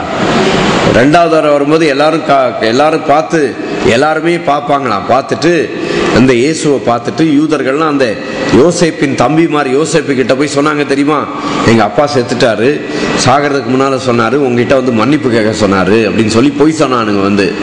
அதே போல யூதர்கள்லாம் போய் இயேசு இடத்துல கேட்பாங்களாம். சகரியா புஸ்தகத்துல 14 அதிகாரத்துல போட்டிருக்குது. இந்த யூதர்கள்லாம் இயேசுவை பார்த்து கேட்பாங்களாம், இந்த வடுக்கெல்லாம் எப்படி வந்ததுன்னு கேட்டா, இதெல்லாம் என் சிநேகிதர்கிட்ட இருந்து வந்ததுன்னு இயேசு சொல்லுவாராம். சகரியா 14 இருக்குது. இதெல்லாம் எப்படி வந்ததுன்னு கேட்பாங்களாம். யார்? யூதர்கள் கேட்டா இயேசு என்ன சொல்லுவாராம், இதெல்லாம் எங்க சிநேகிதர்கிட்ட இருந்து வந்தது அப்படின்னு சொல்லுவாராம். சரி, இரண்டாம் வருகை பத்தி தெளிவான வசனம் அங்க இருக்குது. சகரியா 14:4 போட்டிருக்கு பாருங்க. அந்நாளிலே அவருடைய பாதங்கள் எருசலேமுக்கு எதிரே இருக்கிற ஒலிவ மலையின் மேல் இருக்கும். இதுக்கு பேர் தான் ரெண்டாவது வருகை. இது இயேசு மறுபடியும் ரெண்டாவது தடவை வரும்போது எங்க வந்து இறங்க போறாரு? ஒலிவ மலையில வந்து இறங்க போறாருன்னு தெளிவா போட்டிருக்குது. இன்னும் 2-3 வசனம் கீழே தள்ளி பார்த்தீங்கன்னா அவருடைய சகோதரர்கள் கேட்பாங்களாம், இந்த வடுக்கள் எப்படி வந்ததுன்னு கேட்டா, அதெல்லாம் என் ஃப்ரெண்ட்ஸ் கிட்ட இருந்து வந்துச்சுன்னு இயேசு சொல்லுவாராம். இதெல்லாம் யாரு? என் நண்பர்கள், சிநேகிதர்கிட்ட இருந்து வந்துச்சு அப்படின்னு இயேசு சொல்லுவாராம். அப்படி சொல்லி முதல் தடவை வந்தது இஸ்ரவேலுக்காக தான் இயேசு வந்தார். ரெண்டாவது தடவை வர்றது யாருக்காக தான் வர்றாரு? இஸ்ரவேல் ஜனங்களுக்காக. இந்த ரெண்டுக்கும் இடையில நடுவில் ஒருத்தர் வர்றாரு. மறுபடியும் யாரு? இயேசு வர்றாரு. எதுக்காக வர்றாரு? நான் மறுபடியும் வந்து நான் இருக்கும் இடத்துல உங்களையும் என்னிடத்தில் சேர்த்துக் கொள்வேன். அது எதுக்காக? சபைக்காக இயேசு வருகிறார். விளங்குதார்? நடுவில் ரகசிய வருகின்றது யாருக்காக வர்றார்? ஒரு நிமிஷத்திலே, ஒரு நொடி பொழுதுலே நம்ம எல்லாரும் என்ன செய்யப்பட போகிறோம்? மறுரூபமாக்கப்பட போகிறோம். அதனால நான் இந்த பாவம் செஞ்சிட்டேனே, போவனா போக மாட்டேனா அப்படின்னு சொல்ற கேள்வி வந்ததுன்னா, ஒரே தரம் அதை செய்து முடித்தார். ஒரே தரம் எதை செஞ்சு முடிச்சாரு? பாவத்தை நிவிர்த்தி செய்யும் பலியே என்ன செய்தார்? பரிசுத்தமாக, எபிரேயர் 10:14, பரிசுத்தமாக்கப்படுகிறவர்களை ஒரே பலியினாலே இவர் என்றென்றைக்கும் என்ன செய்து விட்டார்? பூரணப்படுத்திட்டார்னா என்ன அர்த்தம்? நான் வந்து பரிபூர்ணமான ஆளு கிடையாது. இயேசுவின் ரத்தத்தினால நான் எப்படி இருக்கிறேன்? இயேசு செஞ்ச புண்ணியத்தினால நான் பரிபூர்ணமா இருக்கிறேன். கவனிச்சிங்களா? ஹலோ, இயேசு செஞ்ச புண்ணியத்தினால நீங்கள் நானும் எப்படி இருக்கிறீங்க? இருக்கிறேன்னு தெரியுமா? சந்தேகம் இருக்குதா? இன்னும் சந்தேகம் இருந்து கான்ஸ்டோர் பையன் கிட்ட போய் கேட்காதீங்க, நான் பரலோகம் போவேனா அப்படின்னுட்டு. விளங்குதா? நான் போவேனா, நான் இந்த பாவம் செஞ்சிருக்கிறேன்னு. உன் பாவத்தை பார்க்காத, எதை பாரு? இயேசு பரிபூர்ணமான கிரியை ஒரே தரம் செய்து முடித்தார். உங்களுக்கு நம்பிக்கை வருதா இல்லையா? எங்க உங்களுக்கு சந்தேகம் இருக்குதாங்க? சந்தேகம் இருக்குதா? நம்பிக்கை வருதா இல்லையா? ஏன்னா இதுக்கு மேல தெளிவா சொல்லி கொடுக்கறதுக்கு எனக்கு தெரியல. ஆண்டவர் இயேசு தம்மாலே தாமே பாவத்தை நீக்கும் சுத்திகரிப்பை உண்டு பண்ணி உன்னதத்தில் உள்ள மகத்துவமானவருடைய ஆசனத்துல என்ன செய்தார்? உட்கார்ந்தார். எபிரேயர் 1:3. அவர் நம்மை பாவத்தை நீக்கும் சுத்திகரிப்பு என்ன செஞ்சிட்டாரு? உண்டு பண்ணிட்டாரு. பாவத்தை ஆண்டவர் என்ன செஞ்சிட்டாரு? நீக்கிட்டாரு. பாவத்தை ஆண்டவர் நீக்கினதுனால எந்த ஒரு பாவத்தையாவது அவர் இன்னும் உங்க அக்கௌண்ட்ல வச்சிருக்கல. அவர் is not holding account of any sin. எந்த ஒரு பாவத்தையும் அவர் தன் கணக்கில் என்ன செய்யல, வைக்கல. எல்லா அதை விவரிக்கிறதுக்காக தான் நீ பிறந்ததிலிருந்து சாகிற வரைக்குள்ள எல்லா பாவத்தையும் இயேசு என்ன செஞ்சிட்டாரு, சிலுவையிலே சுமந்து தீர்த்துட்டாரு. அது மட்டும் இல்லை, பாவி பரிசுத்தவான் ஆயிட்டான்னா மறுபடியும் என்ன ஆக்கப்பட முடியாது, பாவி ஆக்கப்பட முடியாது. அதுக்கு தான் இன்னொரு விளக்கத்தையும் பார்த்தோம். அந்த பரிசுத்தவான் வேற வழியே இல்லாம நீதிக்கு நம்ம என்னவா இருக்கிறோம், அடிமை ஆயிட்டோம். நீதிக்கு அடிமை ஆயிட்டோம், நீதிக்கு சிறையாக்கப்பட்டோம். இயேசுவை ஏற்றுக்கொள்ளாததுக்கு முன்னால ஆதாமுக்குள்ள பாவத்துல நம்ம என்ன செஞ்சிருந்தோம், சிறை பிடிக்கப்பட்டிருந்தோம். வேற வழியே இல்லாம ஆதாமுக்குள்ள இருக்கும்போது என்ன செஞ்சாலும் பாவத்திலிருந்து விடுதலை கிடைக்குமா? ஏங்க, எத்தனை கோயிலுக்கு போய் எத்தனை தேங்காய் உடைச்சாலும் பாவத்திலிருந்து விடுதலை கிடைக்குமா? கிடைக்கவே கிடைக்காது. அதே போல இயேசுவை ஏத்துக்கிட்டா நீ எந்த கிரியை செஞ்சாலும் என்ன செய்ய முடியாது, மறுபடி பாவியாகவே முடியாது. அதனால முதலாம் ஆதாம் செஞ்சது பெருசா, இரண்டாம் ஆதாம் செஞ்சது பெருசா? யாருக்கு செஞ்சது பெருசுங்க? இயேசு செஞ்ச புண்ணியத்தை பத்தி நம்ம பார்த்துட்டு இருக்கோம். மனுஷன் என்ன செஞ்சான் செய்யலன்றத பார்க்கல. அதனாலதான் நம்ம சபையில வாரம் வாரம் பிரசங்கம் வேற ஒண்ணும் இல்லை. என்ன செய்ய, எதை மட்டும் பார்த்துட்டு இருக்கிறோம், இயேசு கிறிஸ்து சிலுவையிலே என்ன செய்தார் என்பதை பற்றி மட்டுமே நாம் பார்த்து கொண்டிருக்கிறோம். அதை விட்டுட்டு நம்ம வேற எதையுமே என்ன செய்யறது இல்லை, பார்க்கறது இல்லை. அடுத்த கர்த்தருக்கு சித்தமான அடுத்த ஞாயிற்றுக்கிழமை காலையில படம் எல்லாம் போட்டு எல்லாம் ரெடி பண்ணி வச்சுட்டேன். எதை பார்க்க போறோம்? தானியேலுடைய சிலை. தானியேலுடைய சிலை இல்லை, நேபுகாத்நேச்சார் ஒரு கனவு கண்டார். அந்த கனவுல ஒரு சிலையை பார்த்தாரு. அந்த சிலையை பார்த்துட்டு அந்த சிலையை பார்த்துட்டு என்ன கேட்டாரு, சரி இது அடுத்த வாரத்து ஞாயிற்றுக்கிழமை பிரசங்கம் பண்ண வேண்டியது, இப்பயே சொல்லிட்டு போறேன்னா சரியா? இப்படி தானியேல் நேபுகாத்நேச்சார் ஒரு சொப்பனத்தை பார்த்துட்டு அவர் கேட்டாரு. அந்த சொப்பனத்தையும் சொல்லணும், சொப்பனத்துக்கு அர்த்தத்தையும் என்ன செய்யணும், சொல்லணும் அப்படின்ட்டாரு. அப்போ அங்க இருக்கிற சாஸ்திரி ஜோஷியர் எல்லாரையும் கூப்பிட்டு கேட்கறான், ஏவன்டா அது சொல்லலன்னா வெட்டிடுவாங்கிறான். அப்போ தானியேல் போய் உட்கார்ந்து ஜெபம் பண்ணி நான் சொல்றேன் அப்படின்னு சொல்லி போய் தைரியமா போய் என்ன செஞ்சான், சொன்னான். அந்த சிலையில தான் நடந்த காரியம் என்னது, அன்னைக்கு இயேசு இந்த பூமிக்கு வர்றதுக்கு ஒரு 500 வருஷத்துக்கு முன்னால பார்த்த சொப்பனம் தான் இன்னைக்கு உலகத்தின் முடிவு பரியந்தமும் என்ன நடக்க போகுதுன்றத குறித்து ஆண்டவர் ஒரு விசுவாசிக்கு தரிசனத்தை காட்டல. யாருக்கு தரிசனம் காமிச்சாரு? புறஜாதியாகிய ஒரு நேபுகாத்நேச்சார் சொல்லி ஒரு ஈராக்கு ராஜா கிட்ட போய் ஆண்டவர் காமிச்சார். ஈராக்கு ராஜானா யாரு? இன்னைக்கு இருக்கிற ஈராக்கு தான் அன்னைக்கு இருந்த பாபிலோன். ஈராக்கு ராஜா கிட்ட போய் ஆண்டவர் காமிச்சார், உலகத்துக்கு பின்னால நடக்க போறது என்ன, இன்னைக்கு நம்ம எந்த காலத்துல இருக்கிறோம். இந்த வருகை பத்திலாம் நான் முன்னால இதெல்லாம் படிக்காதனால தெரியல. இப்ப எல்லாத்தையும் தேடி படிச்சு வச்சிருக்கிறேன். நீங்க ரொம்ப ஈஸியா கத்துக்கலாம். நம்ம இன்னைக்கு எந்த காலகட்டத்துல இருக்கிறோன்றதையும் அந்த சிலையின் வழியாக நம்ம இன்னைக்கு எந்த காலகட்டத்துல இருக்கிறோம்ன்றத அடுத்த வாரம் ஞாயிற்றுக்கிழமை ஆண்டவர் சித்தமான காலையில தெளிவா பார்த்துருவோம். சரி, இன்னைக்குரிய வேத வசனத்தை பார்த்துடலாமா? மடமடன்னு லேவியராகமம் புஸ்தகம் 7ஆம் அதிகாரத்துக்கு வாங்க. இயேசுவை பத்தி சொன்னா எவ்வளவு சொன்னாலும் என்ன செய்யலாம், கேட்டுக்கிட்டே இருக்கலாம், போர் அடிக்காது.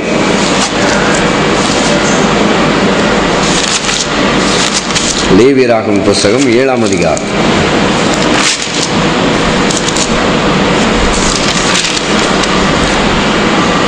குற்ற நிவாரண பலியின் பிரமாணம் என்னவென்றால் அது மகா பரிசுத்தமானது. அது ஒரு வசனத்தின் விளக்கமே என்னன்னா, யாரெல்லாம் குற்றம் செஞ்சார்களோ அந்த பலி என்னது, ரொம்ப ரொம்ப பரிசுத்தமானது. ஏன் குற்ற நிவாரண பலி பரிசுத்தமானதுன்னா, குற்றம் செய்யாதவர்கள் ஒருத்தருமே கிடையாது. அத்தனை குற்றத்தையும் இயேசு கிறிஸ்து தம்மேலே ஏற்றுக்கொண்டு, அதை பத்தி எங்க இருக்குது, ஏசாயா 53 இருக்குது. அவர் தம்மை குற்ற நிவாரண பலியாக ஒப்பு கொடுக்கும் போது அநேகரை, ஏசாயா 53:11 பாருங்க, அந்த வசனத்தை படிங்க. அநேகருடைய குற்றங்களை தாமே சுமந்து கொள்ளுவார் அப்படின்னு போட்டிருக்கும் பாருங்க. கர்த்தரோ அவரை நொறுக்க சித்தமாகி அவரை பாடுகளுக்கு உட்படுத்தினார். அவருடைய ஆத்துமா தன்னை குற்ற நிவாரண பலியாக ஒப்பு கொடுக்கும் போது அவர் தமது சந்ததியை கண்டு, விளங்குதா? எந்த சந்ததி? நம்ம தான் அந்த சந்ததி. அவர் தம்முடைய ஆத்துமாவை குற்ற நிவாரண பலியாக ஒப்பு கொடுக்கும் போது, யாரு அவரை ஏற்றுக்கொண்டு இந்த உலகத்துல எத்தனையோ கோடி ஜனங்க இருக்கிறாங்களே, அத்தனை சந்ததியும் கண்டு நீடித்த நாளா என்ன செய்வார்? இருப்பார். கர்த்தருக்கு சித்தமானது அவர் கையினாலே வாய்க்கும்.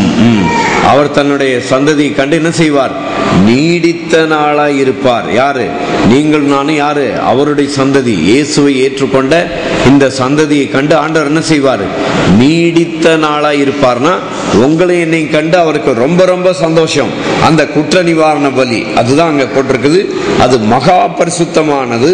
சர்வாங்க தகன பலி கொல்லப்படும் இடத்தில் குற்ற நிவாரண பலியும் கொல்லப்பட வேண்டும். அதன் இரத்தத்தை பலிபீடத்தின் மேல் சுற்றிலும் தெளித்து அதனுடைய கொழுப்பு முழுவதையும், அதன் வாலையும் குடல்களை மூடிய கொழுப்பையும் 2 குண்டிக்காய்களையும் அவைகளின் மேல் சிறு குடல்களின் மேல் இருக்கிற கொழுப்பையும் குண்டிக்காய்களோட கூட கல்லீரின் மேல் இருக்கிற ஜவ்வையும் எடுத்து செலுத்துவானாக. அவைகளை ஆசாரியன் பலிபீடத்தின் மேல் கர்த்தனுக்கு தகன பலினா எரிபலி. எப்படி ஒரு பலிபீடத்தின் மேல் ஒரு ஆட்டை வைத்து கொளுத்துகிறார்களோ, அந்த நெருப்பை வச்சு கொளுத்துறாங்க. அந்த நெருப்புக்கு தான் நம்ம எசேக்கியேல்ல உபாகமத்திலாம் வசனம் என்ன பார்த்தோம்? என்னுடைய கோபத்தின் எரிச்சலினால். அந்த நெருப்பு எதுக்கு அடையாளம்? பிதாவனுடைய கோபம். நம்முடைய பாவத்திற்கு உங்க மேல என் மேல வர வேண்டிய கோபத்தின் எரிச்சல் எல்லாம் யார் மேல போய்விட்டது? எல்லா கோபத்தின் அக்கினியும் கோபாக்கினையும் இயேசு கிறிஸ்துவின் மேல் போய்விட்டபடியால் கர்த்தர் உங்களை என்ன செய்து விட்டார்? நீங்கள் ஆக்கி விட்டார். அதனாலதான் நம்ம அடிக்கடி என்ன சொல்லுவோம்? பாவங்கள், சாபங்கள், கோபங்கள் எல்லாம் என்ன செய்தார்? பரிகரித்தாரேன்னு சொல்லி பாடுறோம். அதனால எல்லாம் அந்த இயேசு கிறிஸ்து எரிக்கப்பட்டதுனாலே இங்க என்ன போட்டிருக்குது? எல்லாத்தையும் வச்சு அவன் என்ன செய்யணும்? தகன பலியாக செலுத்த வேண்டும். அந்த இதை சொல்றதுக்காக தான் காலையில என்ன சொன்னேன்? நம்மை தகன பலியாக செலுத்த முடியாது. அதுக்கு பதில் ஆண்டவர் என்ன செஞ்சாரு? நான் உங்களை ஒப்பு கொடுன்னு ஒருத்தரும் நம்ம என்ன செய்ய முடியாது, ஒப்பு கொடுக்க போறதில்லை. அதுக்கு ஒரு உதாரணத்தையும் நான் சொன்னேன். நான் 10ஆம் கிளாஸ் படிக்கும் போது ஒரு ஆள் சொன்னாரு, நான் என்ன செய்ய போறேன், நான் ரிசைன் பண்ணிட்டு வர போறேன்னு. இங்க இந்த கிறிஸ்டியன் காலேஜ் ஸ்கூல்ல இருக்கிற ஒருத்தர் சொன்னாரு. கடைசியில ரிட்டையர்ட் ஆகிற வரைக்கும் அவர் என்ன செய்யல, ரிசைனே பண்ணல. கடைசியில் அங்கே இருந்துதான் ரிட்டையர் ஆகி அதுக்கப்புறம் தான் போனாரு. அதனால ஒப்பு கொடுக்குறேன்னு சொல்றதெல்லாம் அது ஆகாத காரியம், சும்மா அதெல்லாம் கதை. இப்போ கூட இந்த நம்ம சர்ச்சில் கூட இந்த கரண்ட் பாக்ஸ் இதெல்லாம் மாட்ட வந்தவர் ஒரு ஈபிக்கார் ஒரு ஆள் இருக்கிறார். அவரும் ரொம்ப தீவிரவாதியா இருக்கிறார். அவர் என்ன செஞ்சிட்டாராம், ஒப்பு கொடுத்துட்டாராம், ரிசைன் பண்ண போறாரா இல்ல அப்படி ரிசைன் பண்ண போறேன்னு சொல்லிக்கிட்டே ரிட்டையர்ட் ஆகிற வரைக்கும் ரிசைன் பண்ணாம இருப்பாரா என்னவோ தெரியாது. ஆண்டவரானா உங்களையும் என்னையும் ஒப்பு கொடுத்தல, நம்முடைய ஒப்பு கொடுத்தல அவர் என்ன செய்யல, எதிர்பார்க்கவே இல்லை. அவருடைய ஒப்பு கொடுத்தல் முக்கியமா இல்ல உங்க ஒப்பு கொடுத்தல் முக்கியமாங்க?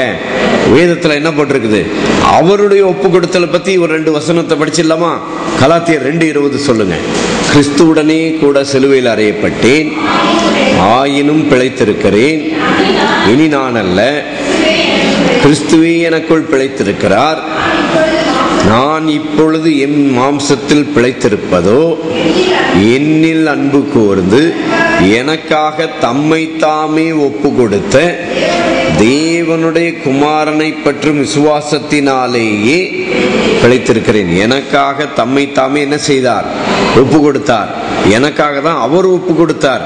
அதை விட்டுட்டு என்ன ஒப்பு கொடுக்கிறேன்னு ஒரு உப்பு கூட கொடுக்க மாட்டான். சும்மா போய் ஏமாத்தல் தான் என்னது ஒப்பு கொடுத்தல் எல்லாம். அங்க போட்டிருக்குது, யோவான் 17:17 போட்டிருக்கு பாருங்க. இயேசு நான் என்னையே ஒப்பு கொடுக்கிறேன்னு சொல்லி சொன்னார். எதுக்காக? நம்ம எல்லாரையும் பரிசுத்தமாக்குறதுக்காக இயேசு தம்மை ஒப்பு கொடுத்தார். அவர் தம்மை ஒப்பு கொடுத்ததுனாலே நம்மை பரிசுத்தவானாக்கினார். நீங்க உங்களை ஒப்பு கொடுக்கறதுனால நீங்க பரிசுத்தவான் ஆக முடியாது. விளங்குதா? நீங்க ஒப்பு கொடுக்கறதுனால ஒரு மண்ணாங்கட்டியும் செய்ய முடியாது. 17:17 படிங்க. உம்முடைய சத்தியத்தினாலே அவர்களை பரிசுத்தமாக்கும், உம்முடைய வசனமே சத்தியம். நீர் என்னை உலகத்தில் அனுப்பினது போல நானும் அவர்களை உலகத்தில் அனுப்புகிறேன். அவர்களும் சத்தியத்தினாலே பரிசுத்தமாக்கப்பட்டவர்கள் ஆகும்படி அவர்களுக்காக நான் என்னைத்தானே பரிசுத்தமாக்குகிறேன். எப்படி நீங்க பரிசுத்தமாகணும்னு? யார் பரிசுத்தமானது? இயேசு என்னைத்தானே பரிசுத்தமாக்குகிறேன்னு. நாம் பரிசுத்தமாகிறதுக்கு யார் தன்னைத்தானே பரிசுத்தமாக்குனது? இயேசு கிறிஸ்து நமக்காக பரிசுத்தமாயிட்டாரு. யாராவது உங்க பரிசுத்தம் எப்படின்னு கேட்டா, இயேசு பரிசுத்தமாயிட்டாரு சொல்லுங்க. இப்படி ஒரு சம்பவம் ஒன்று நடந்துச்சு. எங்க சவுத் ஆப்பிரிக்கால ஒரு பாஸ்டர் பிசாசை துரத்தினாராம். பிசாசை துரத்தினா அந்த பிசாசு சொல்லிச்சான், நீ உபவாசம் இருக்கல, நான் போக மாட்டேன் அப்படின்னுச்சான். உடனே அந்த பாஸ்டர் சொன்னாராம், நான் உபவாசம் இருக்கல, எனக்கு பதில் இயேசு 40 நாள் உபவாசம் இருந்தார், போ இயேசுவின் நாமத்தினான்னு சொன்ன உடனே பிசாசு போயிடுச்சான். நடந்த காரியம் சவுத் ஆப்பிரிக்கால ஒரு சர்ச்சில், விளங்குதா? அதனால நீங்க உபவாசம் பண்றேன், நான் அதை பண்றேன், இதை பண்றேன், நீங்க எந்த உபவாசம் பண்ணி நீங்க சீக்கிரம் உபவாசம் பண்ணீங்கன்னா சீக்கிரம் பரலோகம் போய் சேர்ந்துருவீங்க. சீக்கிரம் பரலோகம் போகணுமா? 40 நாள் உபவாசம் இருங்க, விளங்குதா? 40 நாள், ஒரு வருஷத்துக்கு 3 தடவை கூட இருங்க. ஏன்னா மோசே என்ன பண்ணாரு? 2 தடவை இருந்தாருன்னு சொல்லிட்டு அதை போல நிறைய பேர் 2 தடவை இருக்கிறாங்க. மோசே இருந்தாருன்னு இருந்தீங்கன்னா சீக்கிரம் பரலோகம் போய் சேர்ந்துருவீங்க. அதுக்குன்னு நீங்க சீக்கிரம் போய் சேரணும்னா அதுக்குன்னு உபவாசம் இருந்து போகணும்னு அவசியம் இல்லை. உபவாசம் இருந்து போகணும்னு நினைச்சீங்கன்னா அப்புறம் வேற பல விதமான பிரச்சனை ஆஸ்பத்திரிக்கு நிறைய பணம்லாம் செலவு பண்ண வேண்டிய பிரச்சனை வந்துடும். இங்க என்ன படிச்சோம்? அவர் நமக்காக அது குற்ற நிவாரண பலி, சர்வாங்க தகன பலியாக அங்கே செலுத்தின ஆசாரியன் தான் செலுத்தின தகன பலியின் தோலை தனக்காக வைத்துக் கொள்ள வேண்டும். அடுப்பிலே பாகம் பண்ணப்பட்டதும் சட்டியிலும் தட்டின் மேலும் சமைக்கப்பட்ட போஜன பலியும் அதை செலுத்துகிற ஆசாரியனுடையனாகும். எண்ணெயிலே பிசைந்ததும் எண்ணெயிலே பிசையாததுமான சகல போஜன பலியும் ஆரோனுடைய குமாரர் யாவருக்கும் சரி பங்காக சேர வேண்டும். கர்த்தருக்கு செலுத்துகிற சமாதான பலிகளின் பிரமாணம் என்னவென்றால், அதை ஸ்தோத்திரத்துக்காக செலுத்துவானால் அவன் ஸ்தோத்திர பலியோடும் கூட எண்ணெயிலே பிசைந்த புளிப்பில்லா அதிரசங்களையும் எண்ணெய் பூசப்பட்ட, எண்ணெயிலே பிசைந்தனா பரிசுத்தாவினால் பிசையப்பட்டவராய் இயேசு இந்த உலகத்துல வந்தார். எண்ணெய் பூசப்பட்ட புளிப்பில்லா அடைகள்னா பரிசுத்தாவினால் நிறைந்தவராய் இயேசு இந்த உலகத்துல வந்தாரு. எண்ணெயிலே பிசைந்து வறுக்கப்பட்ட மெல்லிய மாவினால் செய்த அதிரசங்களையும் படைக்க கடவன். அவைகளை படைக்கிறதும் அல்லாமல் புளித்த மாவினால் செய்த அப்பத்தையும் தன்னுடைய சமாதான பலியாக ஸ்தோத்திர பலியோட கூட படைக்க வேண்டும். அந்த படைப்பு முழுவதிலும் வகைக்கு ஒவ்வொன்றை எடுத்து கர்த்தருக்கு ஏறெடுத்து படைக்கும் பலியாக செலுத்துவானாக. அது சமாதான பலியின் இரத்தத்தை தெளித்த ஆசாரியனுடையதாகும். சமாதான பலியாகிய ஸ்தோத்திர பலியின் மாம்சமானது செலுத்தப்பட்ட அன்றைய தினமே புசிக்கப்பட வேண்டும். அதில் ஒன்றும் விடியற்காலம் மட்டும் வைக்கப்படலாகாது. அவன் செலுத்தும் பலி பொருத்தனையாவதாக உற்சாக பலியாயாவது இருக்குமானால் அது செலுத்தப்படும் நாளிலும் அதில் மீதியானது மறுநாளிலும் புசிக்கப்படலாம். பலியின் மாம்சத்தில் மீதியாயிருக்கும் 3ஆம் நாளில் அக்கினி சட்டியில் சுட்டெரிக்கப்பட கடவுது. எல்லாம் எங்கெல்லாம் அக்கினி வருதோ அங்கெல்லாம் நம்மை சுட்டெரிக்கப்படுவதற்கு பதிலாக இயேசு கிறிஸ்து சுட்டெரிக்கப்பட்டார். சமாதான பலியின் மாம்சமானது மீதியானது 3ஆம் நாளில் புசிக்கப்படுமானால் அது அங்கீகரிக்கப்படாது. அதை செலுத்தினவனுக்கு அது பலிக்காது, அது அருவருப்பாயிருக்கும். அதை புசிக்கிறவன் தன் அக்கிரமத்தை சுமப்பான். நீங்களும் நானும் நம்முடைய அக்கிரமத்தை சுமக்காமல் இயேசு நம்முடைய அக்கிரமத்தையும் பாவத்தையும் சுமந்தார் என்று ஏசாயா 53 பார்க்கிறோம். அவர் தாமே நம்முடைய பாவங்களை என்ன செய்வார்? சுமந்து கொள்வார் அப்படின்னு சொல்லி இங்கே லேவியராகமத்தில் போட்டிருக்கிற அக்கிரமத்தை ஒரு ஆடு சுமந்து கொள்ளுகிற இடத்துல இயேசு கிறிஸ்து நம்முடைய எல்லா அக்கிரமத்தையும் பாவங்களையும் சுமந்து கொண்டார் என்று சொல்லி நாம் பார்க்கிறோம். அதனால இன்னும் கொஞ்சம் வசனம் தான் இருக்குது, அதையும் படிச்சு முடிச்சிருவோம். இன்னைக்கு இன்னும் கர்த்தர் மோசையை நோக்கி, நீ இஸ்ரவேல் புத்திரரோட சொல்ல வேண்டியது என்னவென்றால், மாடு ஆடு வெள்ளாடு என்பவைகளின் கொழுப்பை நீங்கள் புசிக்கலாகாது. தானாய் சித்த மிருகத்தின் கொழுப்பையும் பீருண்ட மிருகத்தின் கொழுப்பையும் பலவித வேலைகளுக்கு வழங்கலாம். ஆனாலும் நீங்கள் அதை ஒருபோதும் என்ன செய்யாது? புசிக்கலாகாது. கர்த்தருக்கு தகன பலியாக செலுத்தப்படும் மிருகத்தின் கொழுப்பை புசிக்கிற எந்த ஆத்மாவும் தன் ஜனங்களில் ஜனங்களில் இராதபடி அறுப்புண்டு போவான்.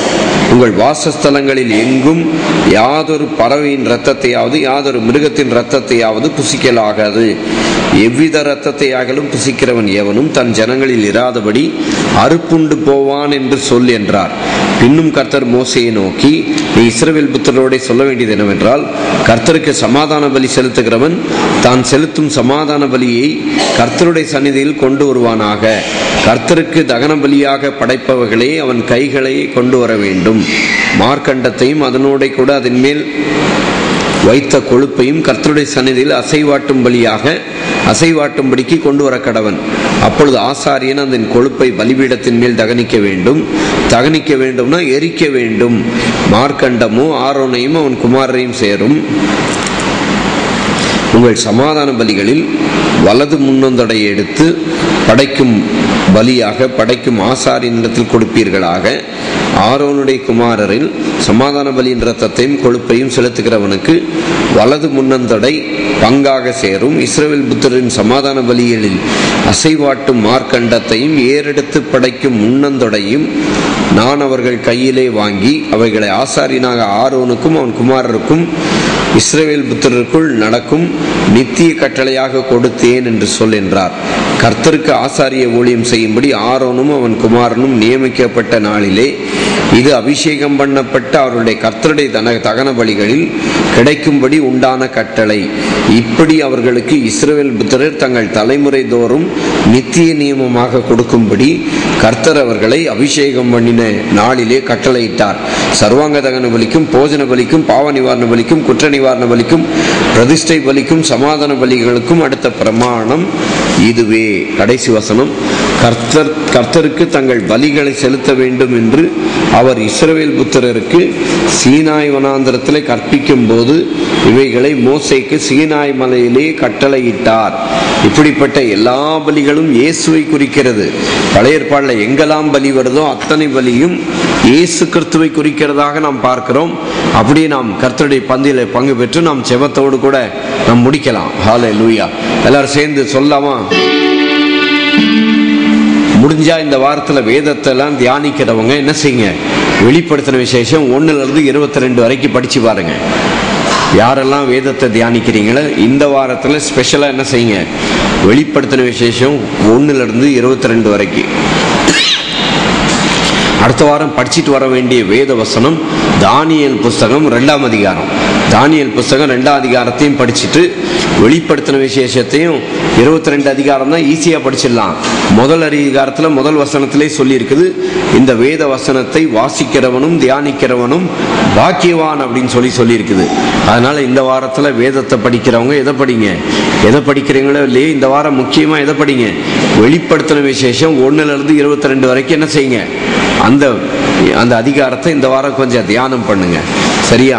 அதனால கர்த்தர் கடைசியா 2ஆம் வருகையில இஸ்ரவேலுக்காக வரும்போது இவனுங்க குண்டு போடுறது, அதனால இவனுங்க அந்த குண்டை தாங்கி பிடிக்கிறது, இந்த பிரச்சனைலாம் இல்லாம இயேசுவே என்ன செய்ய போறாரு, தன்னுடைய நாசியின் சுவாசத்தினால் அவர்களை அழிப்பார் அப்படின்னு போட்டிருக்குது. இந்த உலகத்துல ராஜாவாக அரசாளுவார் போட்டிருக்குது. கவனிக்கிறீங்களா? வெளிப்படுத்தின விசேஷத்துல யாரை தேடணும்? அந்தி கிறிஸ்துவை தேடக்கூடாது. வெளிப்படுத்தின விசேஷத்துல அந்தி கிறிஸ்துவையோ உலகத்தின் முடிவையோ தேடாமல் வெளிப்படுத்தின விசேஷத்துல யாரை பார்க்கணும்? இயேசுவை வெளிப்படுத்தின விசேஷம். அதனால வெளிப்படுத்தின விசேஷம் முழுதும் யாரை பார்க்கணும்? இயேசு கிறிஸ்துவை பார்க்கணும். அதனால இயேசுவை பார்க்கணும்னா ஒரு சின்ன ஒரு துணுக்கு மட்டும் சொல்றேன். அவருடைய பாதம் வெண்கலம் போல இருந்ததுன்னா வெண்கலம் எதுக்கு அடையாளம்? நியாய தீர்ப்புக்கு அடையாளம் அப்படின்னு சொல்லி எதெல்லாம் நம்ம இங்க கத்துக்கிட்டோமோ எல்லாவற்றிலும் இயேசு கிறிஸ்துவை பாருங்கள். அதுல இயேசுவை நாம் பார்த்தால் பல காரியங்களை நாம் கற்றுக்கொள்ளலாம். வெளிப்படுத்தின விசேஷம் முழுவதிலும் யாரை பார்க்கணும்? அந்தி கிறிஸ்துவை தேடக்கூடாது. யாரை தேடணும்? இயேசுவை தேடினீங்கன்னா கடைசியா அவர் இந்த உலகத்துல முதல்ல வந்தப்போ ராஜாவாக வந்தாரு. ஆனா அவரை ராஜாவா என்ன செய்யல, சேர்த்துக்கல. ஆனா இப்போ வரும்போது என்ன செய்வாங்க? இப்போ நிறைய பேர் அங்க விசுவாசியா மாறிட்டாங்க. எங்க? எருசலேம்ல. இன்னும் கொஞ்ச நாள்ல எருசலேம் ஃபுல்லாவே மாறி போயிடும். இஸ்ரவேல் ஃபுல்லாவே ராஜா வரப்போறாருன்னு எல்லாருமே எதிர்பார்க்க ஆரம்பிச்சிருவாங்க. இப்போ ஆண்டவரை நோக்கி பார்க்கலாமா? அவர் சேட்டையின் அடைக்கலம் புகவே தம் சிறகுகளால் மூடுவார். அவர் சேட்டையின் கீழடைக்கலம் புகவே தம் சிறகுகளால் மூடுவார். 1000 10,000 பேர்கள் உன் பக்கம் விழுந்தாலும் அது ஒரு காலத்தும் உன்னை அணுகிடாதே. உன் தேவன் தாபரமே, அது ஒரு காலத்தும் உன்னை அணுகிடாதே. உன் தேவனும் தாவரமே, அவர் சேட்டையின் கீழடை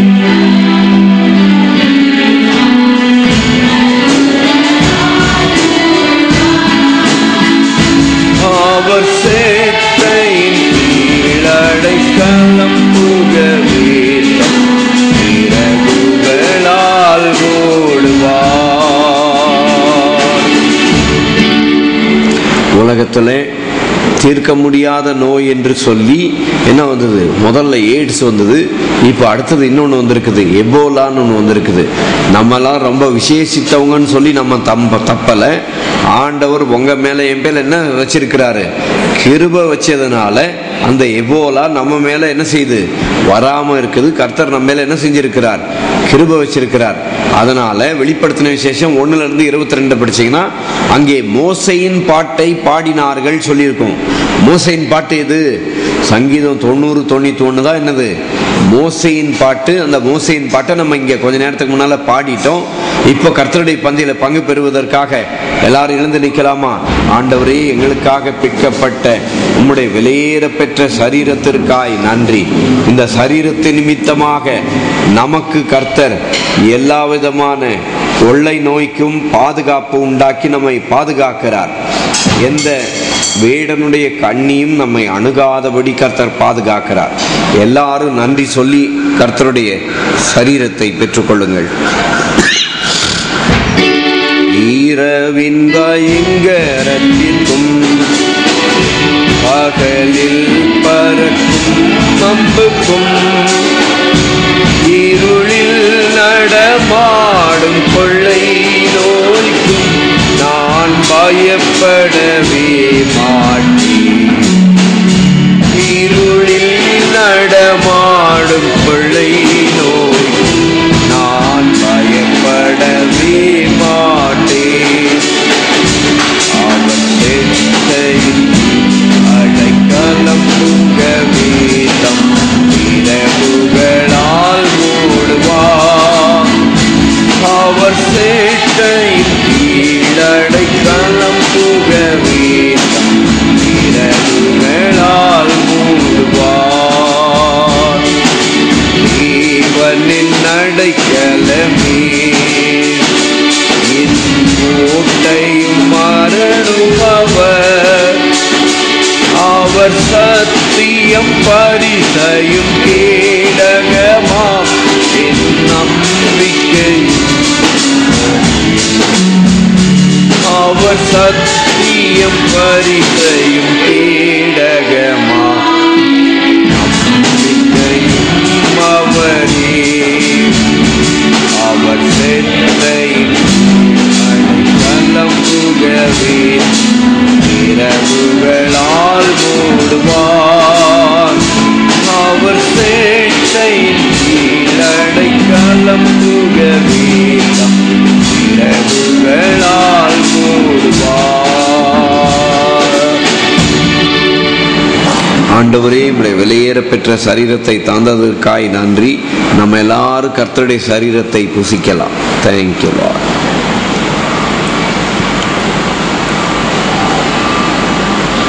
அவர்கள் போஜனம் பண்ணின பின்பு அந்தபடியே பாத்திரத்தை எடுத்து, இது உங்களுக்காக சிந்தப்படுகிற என்னுடைய இரத்தத்தினாலாகிய புதிய உடன்படிக்கையாய் இருக்கிறது என்றார். ஆண்டவரே, எங்களுக்காக சிந்தப்பட்ட விலையேற பெற்ற இரத்தத்திற்காய் நன்றி. எல்லாரும் ஆண்டவருடைய இரத்தத்துக்கு நன்றி சொல்லி எல்லாரும் பெற்றுக்கொள்ளுங்கள். உம்முடைய விலையேற பெற்ற இரத்தத்திற்காய் நன்றி. யாரெல்லாம் இந்த கர்த்தருடைய பந்தியில பங்கு பெறுகிறார்களோ ஆண்டவர் சொன்னார், அவர்களை நான் கடைசி நாளில் எழுப்புவேன். ஹல்லேலூயா. அவர்கள் என்னுடனே கூட இருப்பார்கள் என்று சொன்னார். ஆகவே இந்த ஜீவ அப்பமாகிய இயேசுவின் சரீரத்திலும் இரத்தத்திலையும் பங்கு பெறுகிறவர்கள் இயேசுவோடு கூட நித்திய காலமாய் எடுத்துக்கொள்ளப்பட்டு என்றென்றைக்கும் அவரோடு கூட வாழுகிற பாக்கியத்தை கர்த்தர் தந்திருக்கிறார். அதனால நம்ம என்ன செஞ்சோம் செய்யலன்றதையே பார்த்துக்கிட்டு இருக்காதீங்க. இயேசு சிலுவையில ஒரே தரம் செய்து முடித்தார். எது தெரியுதோ தெரியல, அதை ஞாபகம் வச்சுங்க. ஒரே தரம் செய்து முடித்தார், ஒரே தரம் செய்து முடித்தார். அதை மட்டும் ஞாபகம் வச்சுக்கிடுங்க. ஆண்டவர் என்ன செஞ்சாரு? ஒரே தரம் செய்து முடித்தார். ஆகவே அவர் ஒரே தரம் செய்து முடித்ததினாலே கர்த்தர் நமக்கு இந்த பாக்கியத்தை தந்திருக்கிறார். ஆண்டவரே, உம்முடைய விலையேற பெற்ற இரத்தத்திற்காய் உமக்கு நன்றி, நன்றி. Thank you, thank you, thank you. ஹல்லேலூயா. ஸ்தோத்திரம் ராஜா, ஸ்தோத்திரம் ராஜா. நம்ம எல்லாரும் அப்படியே கர்த்தருடைய இரத்தத்தை நாம் பானம் பண்ணலாம்.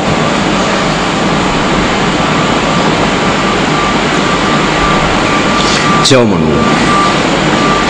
ஆபிரகாம், ஈசாக்கு, யாக்கோபின் தேவனே, எங்களை உம்முடைய கிருபையினால் தெரிந்து கொண்டு ஆண்டவரே, எங்களை உம்முடைய மறைவின் உன்னதமானவருடைய மறைவின் பாதுகாப்பிலே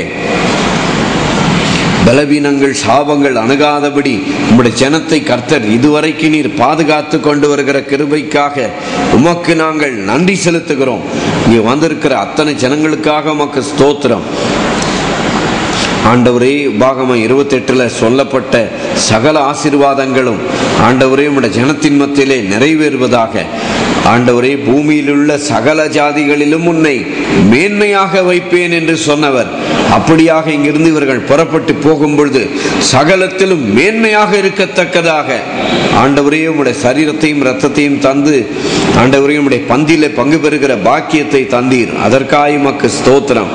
இன்னும் அதிகமாய் இவர்கள் போகிற ஒவ்வொரு இடத்திலும் கர்த்தருடைய தகுதியில்லாத தயவு கிடைக்கும்படிக்கு உம்முடைய ஜனத்தை இயேசு கிறிஸ்துவின் நாமத்திலே ஆசீர்வதிக்கிறோம் ராஜா. கர்த்தருடைய கிருபை உம்முடைய ஜனத்தின் மேல் பெருகுவதாக.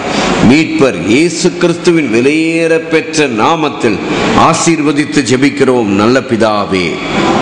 என் ஆத்துமாவே, என் முழு உள்ளமே அவருடைய பரிசுத்த நாமத்தை ஸ்தோத்தரி. என் ஆத்துமாவே கர்த்தரை ஸ்தோத்தரி. அவர் செய்த சகல உபகாரங்களை மறவாதே. அவர் உன் அக்கிரமங்களை எல்லாம் மன்னித்து உன் நோய்களெல்லாம் குணமாக்கி உன் பிராணனை அழிவுக்கு விலக்கி மீட்டு உன்னை கிருபையினாலும் இரக்கங்களினாலும் முடிசூட்டி நன்மையினால் உன் வாயை திருப்தியாக்குகிறார். கழுகுக்கு சமானமாய் உன் வயது திரும்ப வாழ வயது போல் ஆகிறது. ஆமென், ஆமென்.